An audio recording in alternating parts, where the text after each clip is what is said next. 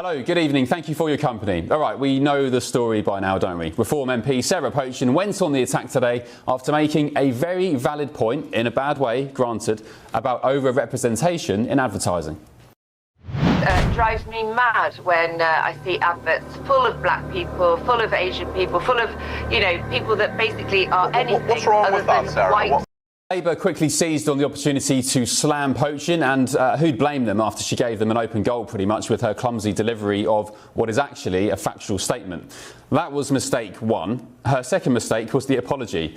She said, "My comments on a Talk TV phone-in earlier today were phrased poorly and I unreservedly apologise for any offence caused, which was not my intention." She actually went on to give a good and detailed explanation behind what she was actually trying to say.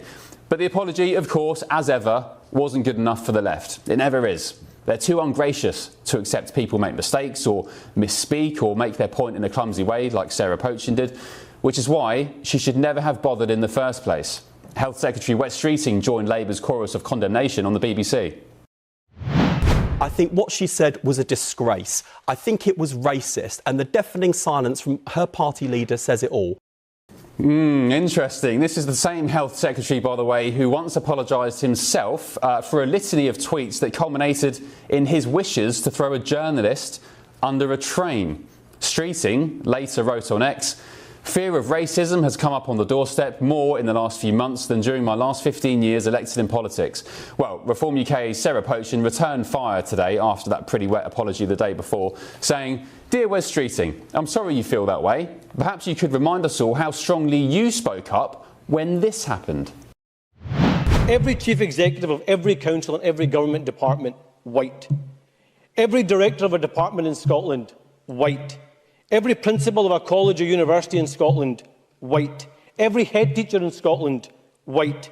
Every chair of a public sector body in Scotland, white. Every High Court judge in Scotland, white. Every present governor in Scotland. Scotland's Anas Sarwar 5 years ago, and Sarah Pochin's right, isn't she? Where was Wes Streeting and every other man and his dog piping up on social media during that racist Scottish Parliament tirade? Rules for me, but not for thee. Well, it's time to stop apologising, especially when everyone with a rational brain knows the point you were trying to make is totally valid. Because the moment you do, the rabid left seize on it as a weapon against you, because they are totally ungracious in the battlefield of ideas and debate. Well, let's get the take now of George Madgwick, the leader of Reform UK Group on Portsmouth City Council. George, thanks for your company. What was your take on Sarah Pochin's, again, clumsy mistake initially with the wording of her point, which is very valid, but I'm more interested in the apology side of things. Should we just bother not apologising anymore? I mean, apologies have almost become worthless to the left wing of politics. As you said in your opening speech there, they don't accept it and they just use it as additional fuel to light the fire that they use to spin their narrative. At the end of the day, we can all accept that Sarah made a clumsy mistake in her wording at that piece in time. But as you said before, the point that she was making was factually true. It's factually accurate that the people from the BAME community are disproportionately represented in advertising campaigns. And that was what the question was. But apologising and pandering to the left makes absolutely no difference whatsoever. And I think that she should have just stayed saying it with her chest and just continued. Yeah, that's the thing. You just need to stay firm, as Robert Jenrick did, I guess, with the comments about the lack of white people in Handsworth in Birmingham, saying there was hardly any white faces around. He didn't apologise, and actually, I applaud Jenrick for doing that. I don't think what he said was racist. I don't think what Sarah Pochin said was racist, although it's easily conceived as racist by the left, especially when you're knee-deep in identity politics. And again, I'll just say I think she was clumsy in her delivery, but what she did do was give the likes of Labour, Wes Streeting, just an easy open goal. It was obvious what they were going to do if you handled the comment as she did in that way. Have you heard from people on the doorstep, George, down in Pompey? Any Reform voters, Labour voters? Have they been talking about this Pochin incident?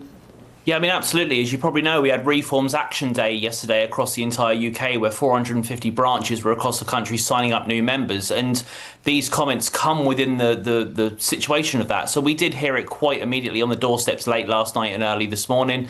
And but to be honest with you, people don't care. The Reform supporters down here and the people of the thing don't care because, as I say, I think the basis of it is that she was saying a factual point. She was making a factual statement. And the left have made a mountain out of a molehill. They've taken a 20-second clip and run with it. But as you said before, Wes Streeting is of no man to make any criticism of something that they've said in the past in haste. And even David Lammy made a boo-boo a couple of months ago at his own conference where he said that Nigel Farage was part of Hitler Youth that disbanded 20 years before Nigel was born. You know, politicians sometimes make errors with things that they say, and, you know, that's what happens when you're in the middle of a live interview like we are now. It happens sometimes, it was clumsy, but let's move on. And in 2 days' time, we'll have a new big story and everybody will have forgotten about this. Yeah, indeed. And also Keir Starmer, he never apologised for saying that calls for a rape gang inquiry were a far-right bandwagon. Lucy Powell, his new deputy leader, said something similar. I think it was the rape gang situation was a right-wing dog whistle. We never had any apologies over that. I mean, and for me, as I said, anybody with a rational brain knew the point Sarah Pochin was trying to make. That what Keir Starmer said, smearing millions of British people concerned about the institutional racist rape of working class white girls in Britain, is far, far worse than what Sarah Pochin did.